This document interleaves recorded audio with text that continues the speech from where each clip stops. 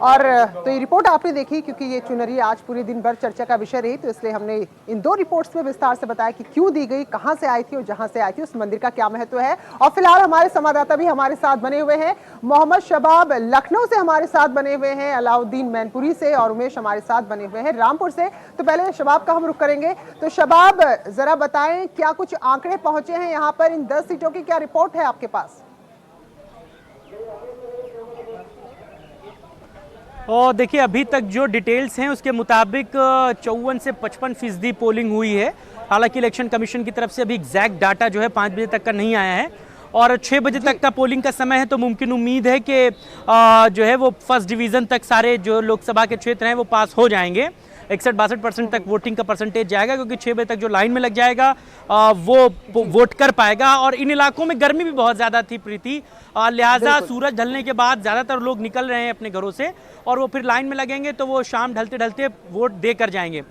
दिन भर की आज अगर हैपनिंग्स को देखें तो एक तरफ यादव बेल्ट में मुलायम परिवार की तमाम चीज़ें देखने को मिली, तो वहीं ईवीएम खराबी की शिकायतें जो हैं वो आज दिन भर चर्चाओं का केंद्र बनी रहीं।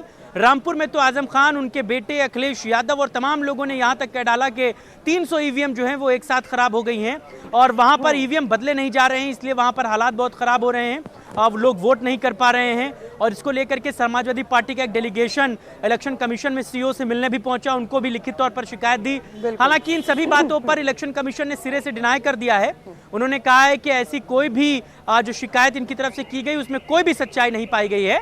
और दूसरी, बदायूं से एक महत्वपूर्ण बात थी, जहां की शिकायत समाजवादी पार्टी ने की थी कि बदायूं में चूंकि कैबिनेट मंत्री स्वामी प्रसाद मौर्य की बेटी संघमित्रा चुनाव लड़ रही है, तो वहां पर स्वामी प्रसाद मौर्य कैंप कर रहे हैं, जबकि वो वहां के मतदाता भी नहीं है। इस पर भी इलेक्शन कमीशन ने वहां के जिलाधिकारी से जो है वो रिपोर्ट मांगी है, जांच पड़ताल करने को कहा है।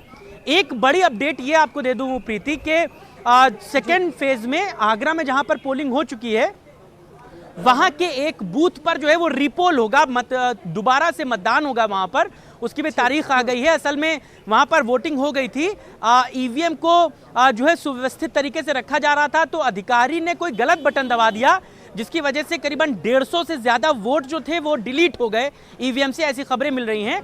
और उसकी रिपोर्ट जो है वो भारत निर्वाचन आयोग भेजी गई थी, और इस बात को भारत निर्वाचन आयोग ने क्लियर कर दिया है कि वहां पर जो है रिपोल होगा। बूथ नंबर भी मैं आपको बता दूंगा, वहां पर रिपोल होगा, और इलेक्शन कमीशन ने इस बात को हरी झंडी दे दी है। जी बिल्कुल। तो शबाब, लगभग 57% अभी तक पोलिंग हो गई है, और जिस तरह से आपने भी कहा और हम सब देखते हैं कि अब जैसे जैसे गर्मी थोड़ा कम होगी तो बहुत तेजी से परसेंटेज हाई जाएगा, तो कह सकते हैं कि 60 को तो कम से कम क्रॉस कर ही लेगा। अलाउद्दीन हमारे साथ बने हुए हैं और राजीव भी जुड़े हैं, तो अलाउद्दीन के पास हम जाएंगे। तो ये सीट अलाउद्दीन जहां से आप खड़े हैं काफी महत्वपूर्ण है, और हमने देखा मुलायम सिंह यादव आए, पूरा यादव कुनबा यहाँ वोट डालने आया। तो फिलहाल वोटिंग परसेंटेज क्या है यहाँ पर, और पोलिंग बूथ के बाहर का नजारा क्या है? देखिए, 55% से ऊपर वोटिंग 5 बजे तक यहाँ जो डेटा आ रहा है, हालांकि वो ऑफिशियली कंफर्म नहीं अभी है। और 2 चीज़ें हैं, यादव कुनबे में 2 लोग वोट कास्ट करने अभी तक नहीं आए हैं, एक तो शिवपाल सिंह यादव, एक धर्मेंद्र यादव। दोनों लोग अपने अपने लोकसभा क्षेत्र में इलेक्शन में क्योंकि लड़ रहे हैं। मेरे साथ सुबह से ही हमारे स्थानीय जो सहयोगी हैं दीपक बने हुए थे, आइए उनसे जान लेते हैं कि मैनपुरी के हालात क्या हैं, और ख़ासतौर से इस सीट पर हालात क्या आप देखते हैं, क्योंकि हम लोग सुबह 6 बजे से लगातार लगे हैं, अब 5:30 बजे का वक्त हो गया है। देखिए, जैसा आपने बताया दर्शकों को कि जो वोटिंग परसेंटेज है, अंदाज़ा लगाया जा रहा था कि 60 के ऊपर जाएगा। हालांकि अभी आधे घंटे का लगभग वक्त बचा हुआ है, और हो सकता है कि 60 के अब परसेंटेज चला जाए। लेकिन धूप जो है, प्रचंड गर्मी जो है, वो भी एक बड़ा विषय इस बार चुनाव में बन रही है। मतदाताओं के सामने एक चुनौती है। जो खेतीहर मतदाता है, किसान है, मजदूर है, जिसे काम करना होता है, उसके पास इस मौसम में काम करने का सीमित घंटे होते हैं, क्योंकि बहुत तेज़ धूप होती है, गेहूँ की कटाई चल रही है। और जो महिलाएं हैं, घरों में जो बहुएं हैं, इस तेज़ धूप में निकलकर वोट डालना निश्चित तौर पर उनका फ़र्ज़ है, उनका धर्म है, उन्हें ज़रूर निकलना चाहिए। लेकिन कहीं ना कहीं एक लोगों को इस गर्मी में थोड़ी सी मुश्किलों का सामना करना पड़ रहा है। इस चुनाव में अगर मौसम थोड़ा सा सूदिंग होता, क्लाइमेट थोड़ा सा दूसरा होता, तो ये परसेंटेज और राइज़ करता, क्योंकि इस बार के लोकसभा चुनाव को लेकर लोगों में बड़ा उत्साह है, लोग उत्साहित हैं। ओवरऑल इलेक्शन शांतिपूर्ण रहा है, पूरे क्षेत्र पर हमारी नज़र रही है। कहीं कहीं वोटिंग मशीनों को लेकर दिक्कत आई तो उसे जल्दी ही प्रशासन ने रिप्लेस किया है। कुछ स्थानों पर लोग बहिष्कार करने की बातें कर रहे थे, 1-2 घंटे के लिए नाराज़ हुए, तो उन्हें मनाया गया, वो मान गए। ओवरऑल वोटिंग जो है वो ठीक रही है। इस पोलिंग बूथ पर क्या परसेंटेज रहा है? देखिए, ये जो पोलिंग बूथ है ये पूरे लोकसभा क्षेत्र का, आज कहें कि उत्तर प्रदेश का, आज जो उत्तर प्रदेश में जहाँ भी मतदान हुआ है, आज ये मोस्ट वीआईपी पोलिंग बूथ रहा है। जैसा कि आपने बताया कि यहाँ पर 2 पूर्व मुख्यमंत्रियों ने वोट डाला और 5 एमपीज़ यहाँ के जो है वो वोट डाल चुके हैं। संयोग से एक सांसद यहाँ के रह गए, वो अपने चुनाव क्षेत्र में व्यस्त थे। तो 80% लगभग यहाँ पर भी वोट पड़ चुका है और बड़ा उत्साह है इस पोलिंग सेंटर पे। सुबह से ही एक मेले जैसा माहौल रहा। मुलायम सिंह यादव आए तो उनको देखने के लिए, मिलने के लिए दूर दूर से लोग आ गए, बड़ी भीड़ रही। तो ये जो पोलिंग केंद्र रहा यहाँ पे, यहाँ लोकतंत्र का वो उत्सव पूरी जीवंतता के साथ दिखा है। जी बिल्कुल अलाउद्दीन, तो यहाँ पर क्योंकि यादव परिवार यहाँ मतदान के लिए आया तो और खासी गहमा गहमी यहाँ पर थी। राजीव का हम रुख करेंगे, हमारे साथ जुड़े पीलीभीत से। तो राजीव, अब किस तरह की तस्वीरें आ रही हैं, जबकि अब थोड़ा सा ठंडक भी होने लगी है, गर्मी थोड़ी कम है, तो लगता है कि पोलिंग परसेंटेज अभी जाएगा यहाँ हाई?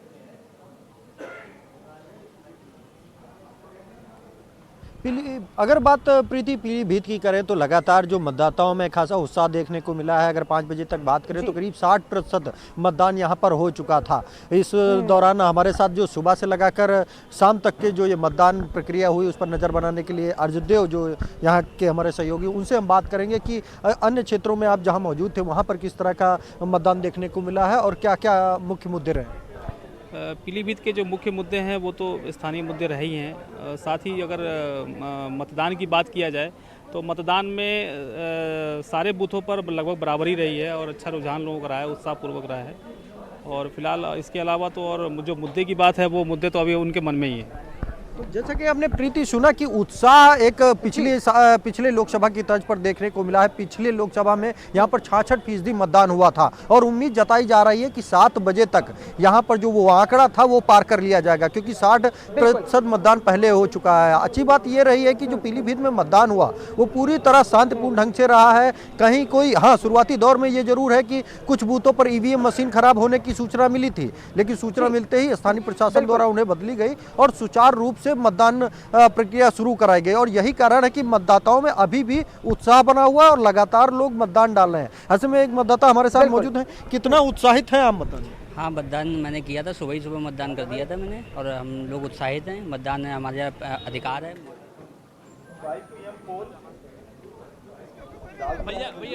लोग भी मतदान के लिए काफी उत्साहित है और बिल्कुल यहाँ राजीव रोकना चाहूंगी, क्योंकि जिनका इंतजार हो रहा था, बाकी परिवार के लोग वोट डाल चुके थे, वो पहुंचे हैं। अलाउद्दीन, शायद शिवपाल यादव पहुंचे हैं अपने बेटे के साथ। जी जी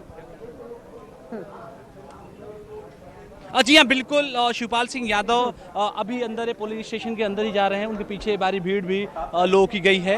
उनके साहबजादे आदित्य यादव भी हैं, उनकी जो है बहू भी साथ में है, उनकी पत्नी भी हैं, यानी कि पूरा परिवार वोट डालने के इस बात का इंतजार हो रहा था, वो स्टेशन पर आ गए हैं। और पूरा मीडिया भी इस बात का इंतजार शाम तक यही कर रहा था कि आखिर शिवपाल सिंह यादव अब तक क्यों नहीं आए। फिलहाल वो कसक अब खत्म हो गई है फिरोजाबाद से, क्योंकि उनका इलेक्शन भी था, ऐसे में वहाँ बिजी थे। और अभी वो जाते जाते वो कह के भी गए हैं कि मैं वोट कास्ट करके आ रहा हूं, फिर आप लोगों से बातचीत भी कर रहा हूं।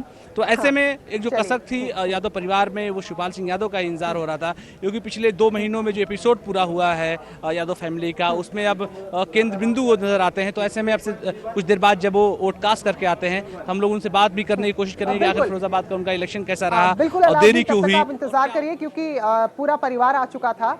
अगर परिवार के रूप में देखें, राजनीतिक तौर पर अब अलग भले हो चुके हैं, तो शिवपाल यादव का इंतजार हो रहा था, उनके पुत्र भी अब आ गए हैं। फिलहाल हम रामपुर का रुख करते हैं अलाउद्दीन, और जैसे शिवपाल बाहर आए तो आप कोशिश कीजिएगा उनसे बातचीत करने की। तो उमेश, अगर रामपुर सीट की बात करें तो काफी हॉट सीट है। ऐसा नहीं कि प्रत्याशियों की वजह से जो बयानों की गर्मा गर्मी यहाँ पर हुई, तो अब जबकि तापमान नीचे आ गया, तो इस हॉट सीट पर कितना मतदान का परसेंटेज है? क्या फिर से भीड़ लगनी शुरू हो गई है यहाँ पर?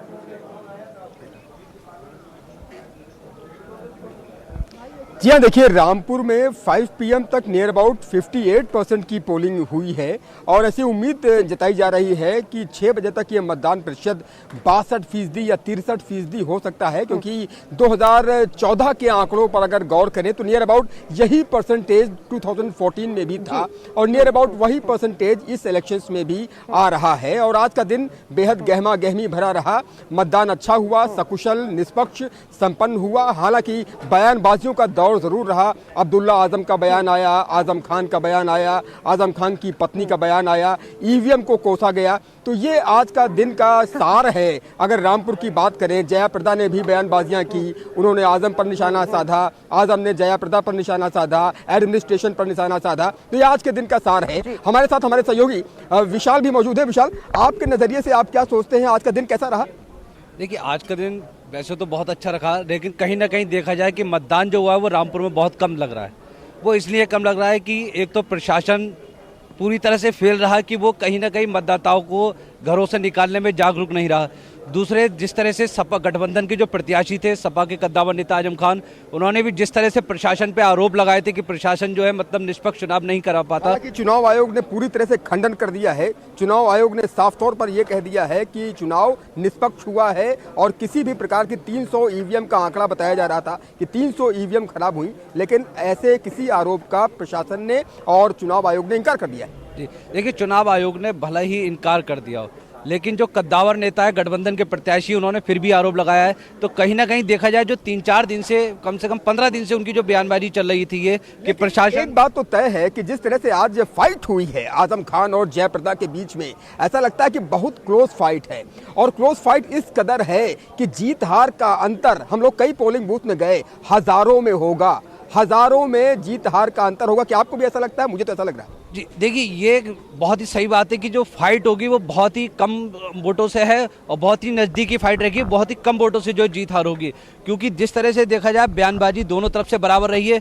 एक तरफ जहां देखा जाए भाजपा की जो सत्तारूढ़ मतलब सरकार है उसकी पूरी इज्जत जो है दाव पे लगी है, दूसरी तरफ सपा के कद्दावर नेता आजम खान है जो 9 बार से विधायक भी रहे हैं, तो उनकी भी पूरी तरह से इज्जत जो है वो दाव पे लगी हुई है। यकीनन दांव पर लगी हुई है। जयाप्रदा भी 2 टाइम्स मेंबर ऑफ पार्लियामेंट हैं और 9 टाइम्स एमएलए हैं इस वक्त आजम खान जी। तो यकीनन बेहद ही कड़ी फाइट है, बिग बैटल इसे हम कह सकते हैं। लेकिन जो जीत हार का अंतर होगा ये 15-20 हज़ार से ज्यादा नहीं होगा। जी बिल्कुल, जीत हार का जो अंतर होगा बहुत ही कम होगा, कम से कम 15 से 20 हज़ार के अंतर की ही जीत हार होगी। ऐसा लगता है प्रीति की जीत हार का अंतर बहुत कम होगा। तो खैर 23 मई को ही पता चलेगा। आज आजम खान की किस्मत भी ईवीएम में कैद हो गई है और जयाप्रदा की भी किस्मत ईवीएम में कैद हो गई। अब 23 मई को जब ईवीएम का पिटारा खुलेगा तब पता चल जाएगा किसकी बातों में कितना दम था। बिल्कुल उमेश, यहाँ पर क्योंकि अगर हम देखें दो पार्टियों के बीच में लड़ाई है। कांग्रेस ने एक ऐसा उम्मीदवार उतारा है जिसको लेकर कहा जा रहा है कि जानबूझकर नवाब फैमिली से बाहर का प्रत्याशी यहाँ पहली बार उतारा है कांग्रेस ने, तो एक तरह से वो सपोर्ट करेगा इनडायरेक्टली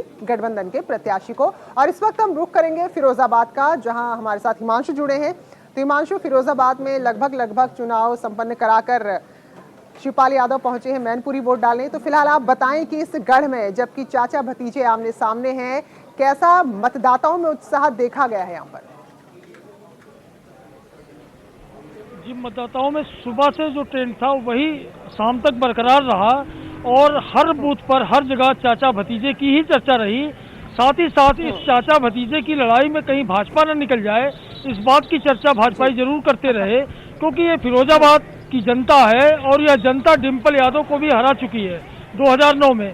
तो डिम्पल यादव भी यहाँ हार चुकी हैं, इसलिए मुकाबला बेहद कड़ा है। यहाँ कुछ भी हो सकता है क्योंकि शिवपाल यादव की पूरी राजनीतिक प्रतिष्ठा दांव पर लग गई है। इसी से सियासी भविष्य तय होगा शिवपाल यादव का। और वोट परसेंटेज की अगर बात करें तो बहुत ज़्यादा अच्छी खबर नहीं है। पिछली बार 67% मतदान हुआ था जनरल इलेक्शन में और इस बार 5 बजे तक 54.2% मतदान हुआ है। अब देखना होगा कि जो लास्ट के घंटे हैं उसमें कितना बढ़ पाता है। 60 पार हो जाएगा ऐसी उम्मीद है। जी बिल्कुल, तो अब समापन की ओर है मतदान। अगर आधिकारिक समय की बात करें तो 6 बजे का वक्त होता है और जो